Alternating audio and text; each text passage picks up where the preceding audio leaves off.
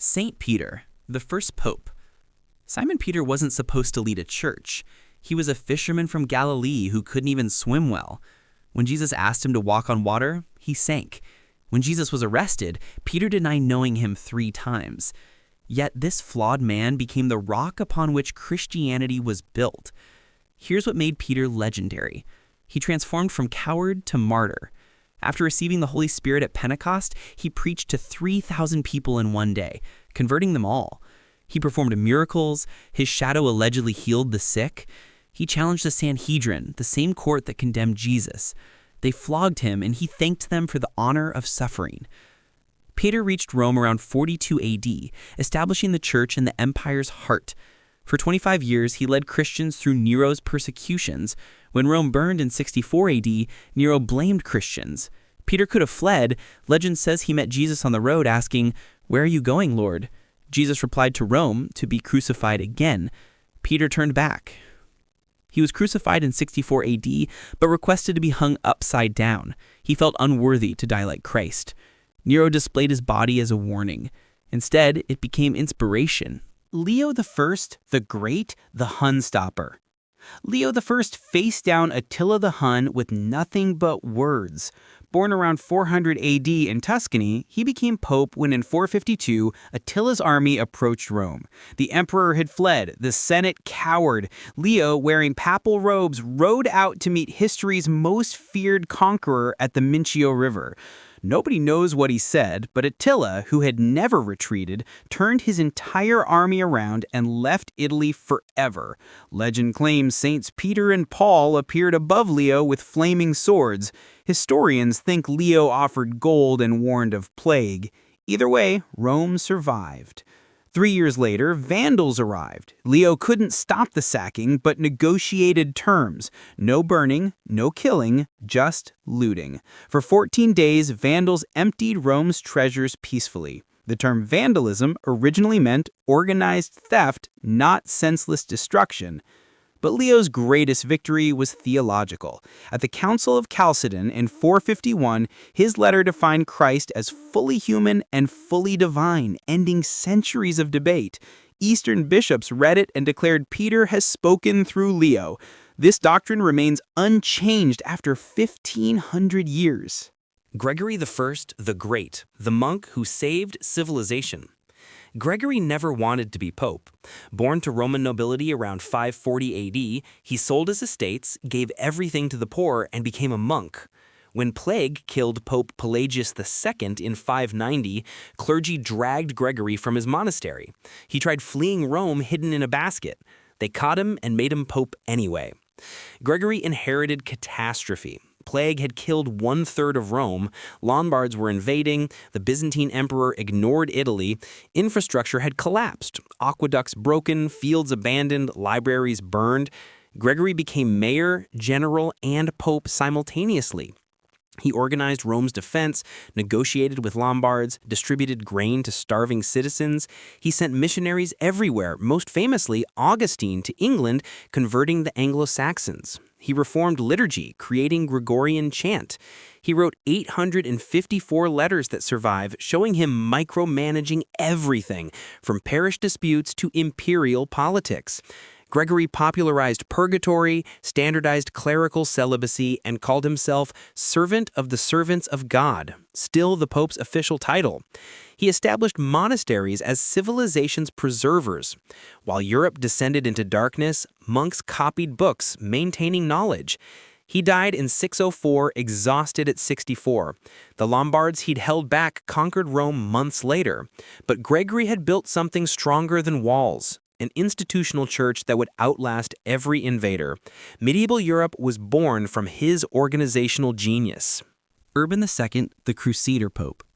Urban II launched history's most consequential holy war with one speech. Born Odo of Chatillon around 1305 to French nobility, he became a Cluny monk, then cardinal. Elected pope in 1088, he inherited a church in crisis. The previous pope was hiding from an anti-pope backed by the Holy Roman Emperor. On November 27, 1095, at Clermont, Urban gave the speech that changed history. Byzantine Emperor Alexios had requested mercenaries against Turks. Urban saw opportunity. He described Muslim atrocities against Christian pilgrims, likely exaggerated, then promised something revolutionary. Kill for Christ, and all sins are forgiven. The crowd erupted. Deus vult. God wills it. Urban expected 4,000 knights. He got 100,000 people. Nobles, peasants, women, children, marching toward Jerusalem.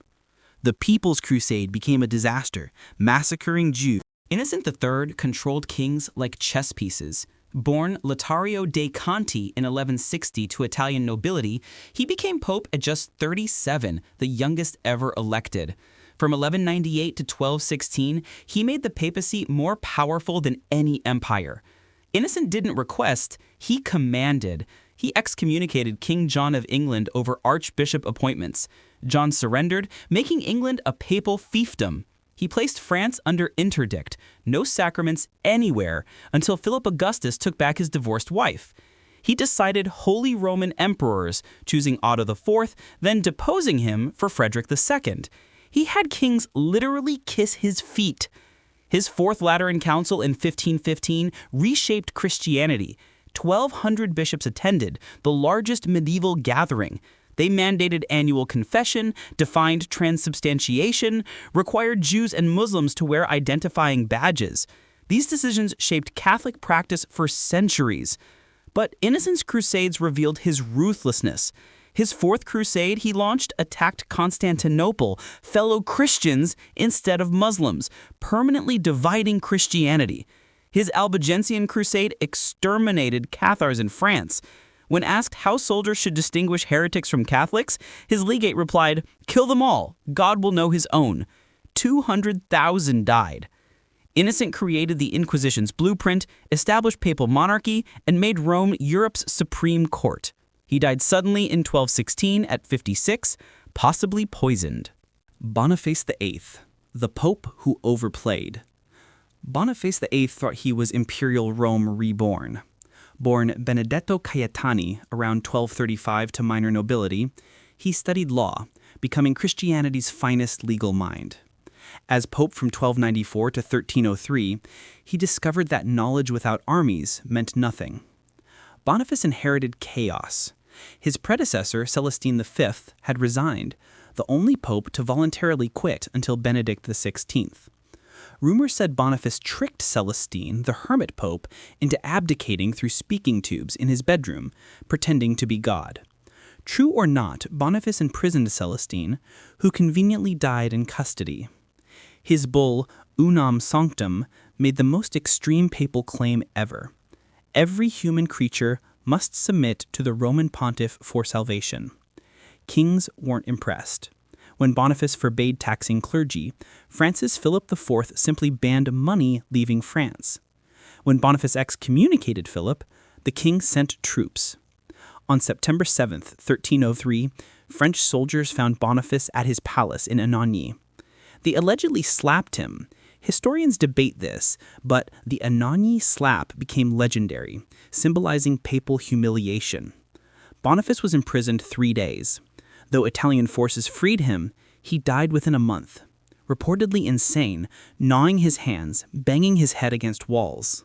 Alexander VI, the Borgia Pope, became Pope Alexander VI through bribery and fathered 9 children while wearing the papal crown. Born in 1431 near Valencia, Spain, his uncle, Pope Calixtus III, made him cardinal at 25. For 35 years, he accumulated wealth and mistresses while climbing church ranks. The 1492 papal election was openly corrupt. Borgia sent 4 mules loaded with silver to crucial cardinals. He promised palaces, positions, and lucrative appointments. He won by 1 vote.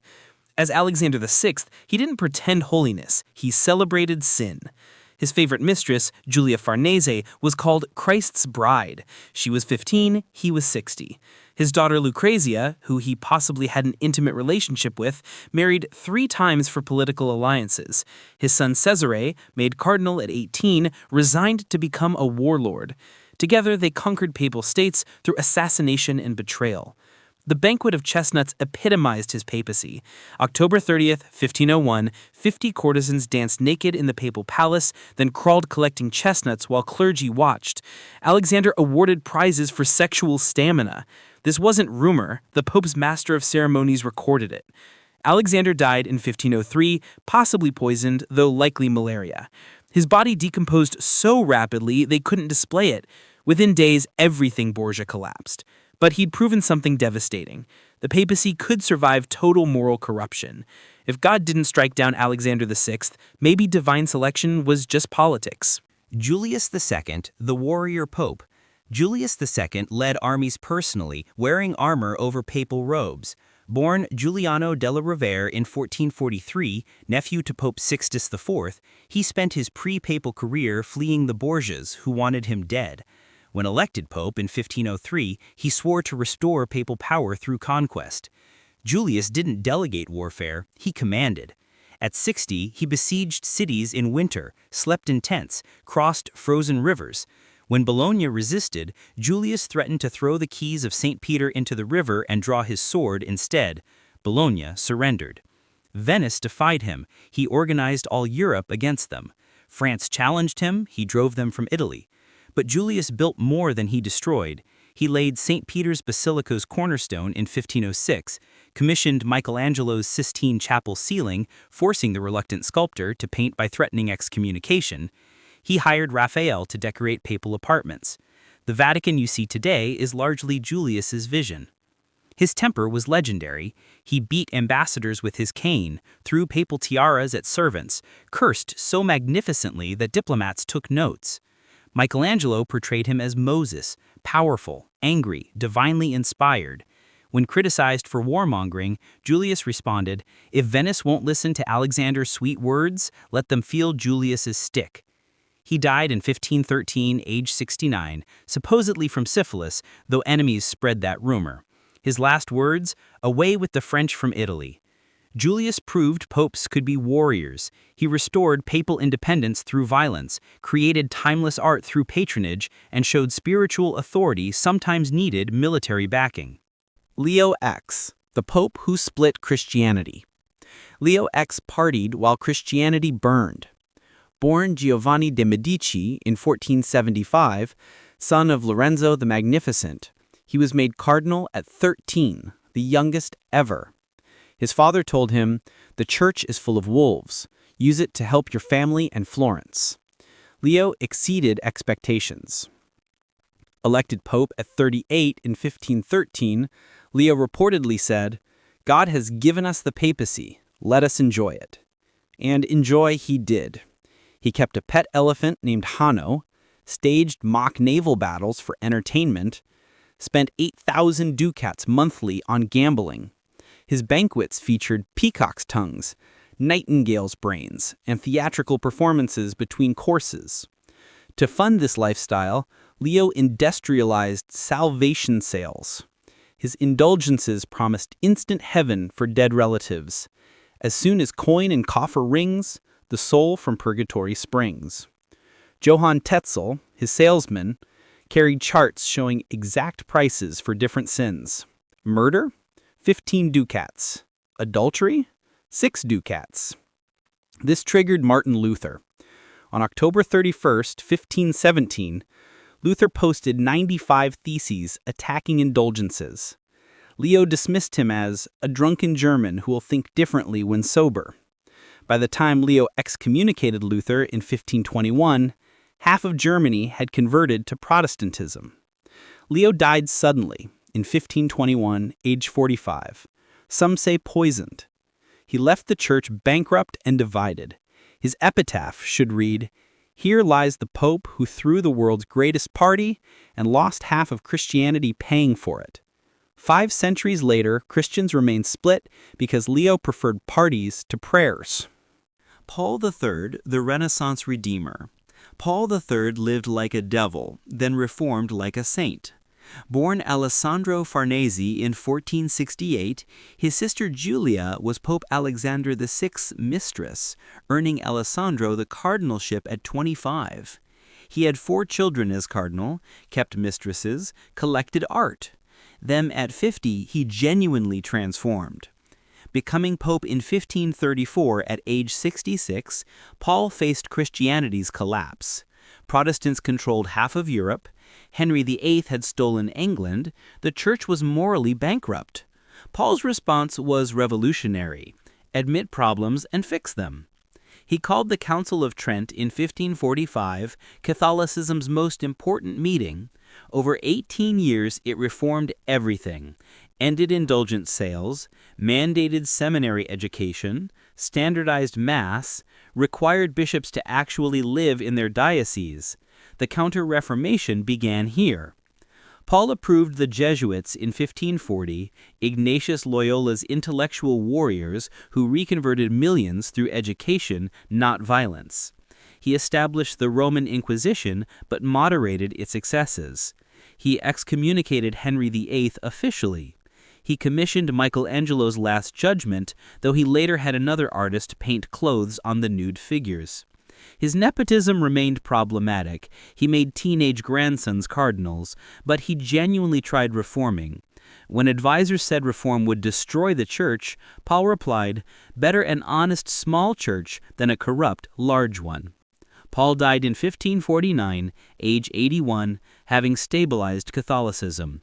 Without him, Protestantism might have eliminated the Catholic Church entirely. Sixtus V, the Iron Pope. Sixtus V rebuilt Rome in just 5 years through sheer willpower. Born Felice Peretti in 1521 to peasant farmers, he herded pigs as a child. Joining the Franciscans, he rose through brilliant preaching and absolute ruthlessness. Elected pope in 1585, cardinals thought the 64-year-old was dying. He'd walk with crutches, coughing constantly. The moment he was elected, he threw away the crutches and stood straight. He'd faked illness for years. Rome was chaos. Bandits controlled the countryside. Noble families waged private wars. The treasury was empty. Previous popes had failed. Sixtus succeeded through terror. He executed more people in his first year than previous popes had in decades. Heads on bridges became Rome's new decoration. A boy who stole grapes? Executed. Nobles thought themselves exempt. Sixtus hanged them publicly. Crime vanished. Then he built. Sixtus erected Egyptian obelisks at major squares, engineering marvels requiring 900 men and 75 horses each. He completed St. Peter's Dome, constructed aqueducts bringing fresh water, opened straight roads connecting pilgrimage sites. He drained marshes, creating farmland. In 5 years, he transformed medieval Rome into a Baroque capital. He allegedly kept millions in gold hidden in Castel Sant'Angelo, marked with curses against anyone who spent it except for Crusades. He fixed the Bible's text, producing the authoritative Vulgate. He limited cardinals to 70, still the rule today. Sixtus died in 1590 after just 5 years. Romans, who'd lived in fear, celebrated. But they lived in his city. Modern Rome remains essentially Sixtus's urban plan. Innocent XI, the Ottoman stopper. Innocent XI saved Vienna with prayers and money. Born Benedetto Odescalchi in 1611 to wealthy bankers, he nearly died from plague at 20, vowing to serve God if he survived. As pope from 1676 to 1689, he faced Islam's last great assault on Europe. By 1683, Ottoman Grand Vizier Kara Mustafa commanded 150,000 troops besieging Vienna. If Vienna fell, nothing could stop Ottoman conquest of Europe.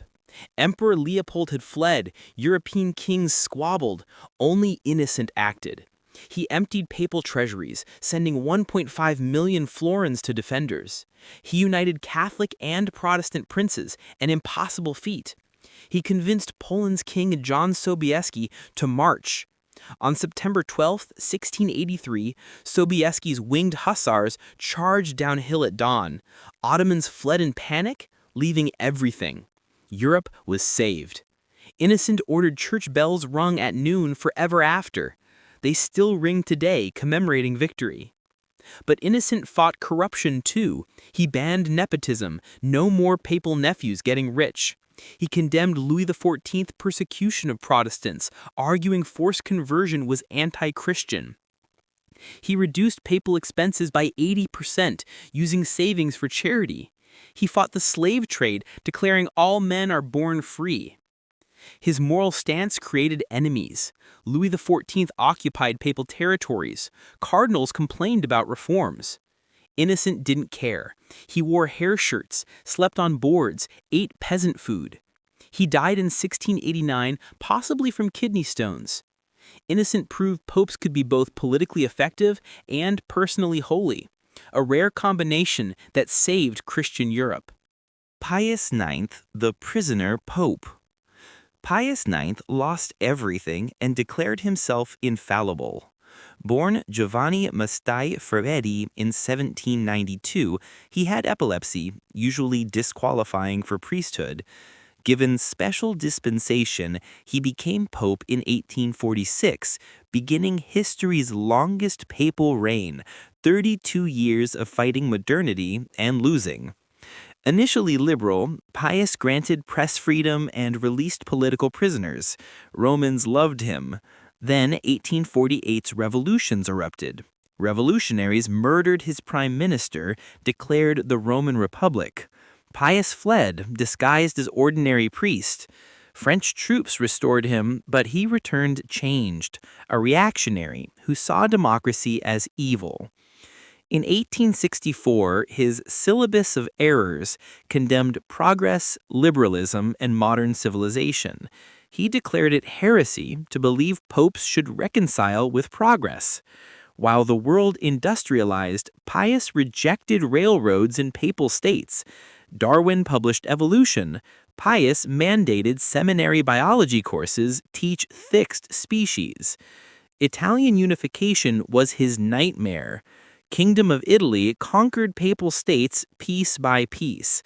On September 20th, 1870, Italian troops breached Rome's walls. Pius's 10,000 soldiers fired token shots and surrendered. The Pope locked himself in the Vatican, declaring himself prisoner. Pius died in 1878, never leaving Vatican walls for 8 years.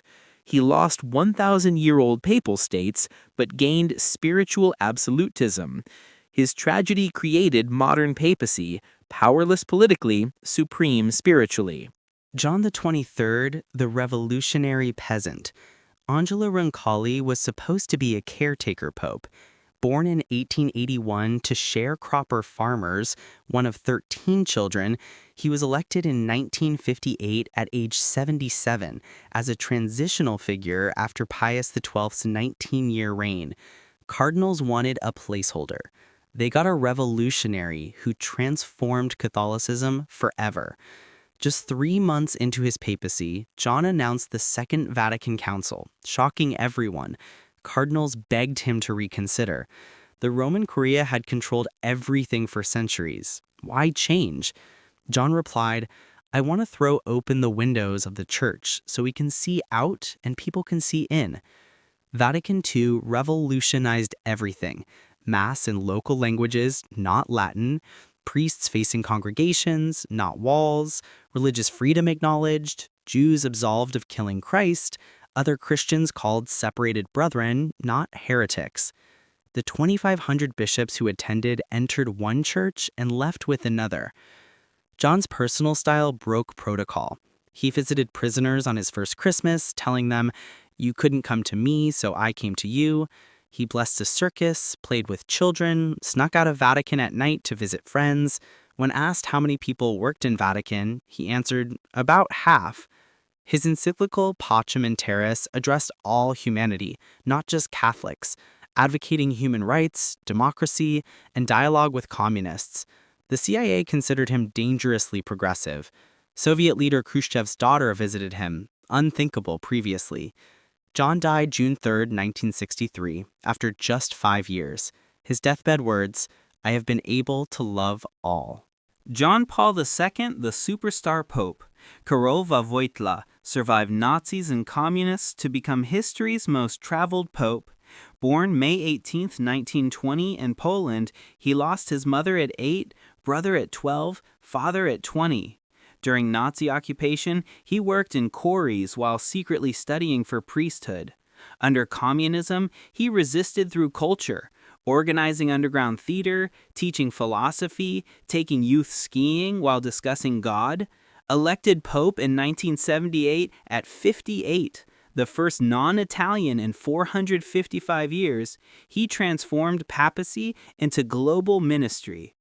John Paul visited 129 countries, traveling 775,000 miles, 3 times the distance to the moon. He spoke to 500 million people directly. Rock stars envied his crowds, 3.5 million in Manila, 5 million in Mexico City. His political impact was seismic. His 1979 Polish visit, where 13 million Poles saw him, 1/3 of the population, sparked solidarity movement. Soviet documents show they considered assassinating him. The 1981 attempt by Turkish gunmen, John Paul forgave him personally in prison, likely had Bulgarian-Soviet connections. He modernized while maintaining tradition. He apologized for church sins, Galileo, the Inquisition, Holocaust silence. He reached out to other religions, the first pope entering mosques, synagogues, Buddhist temples. Yet he condemned contraception, women priests, and liberation theology. Critics called him contradictory, supporters said principled. His final years showed remarkable vulnerability. Parkinson's disease ravaged him publicly. The athletic pope became the suffering pope. He died April 2, 2005. His funeral drew 4 million mourners, 200 world leaders.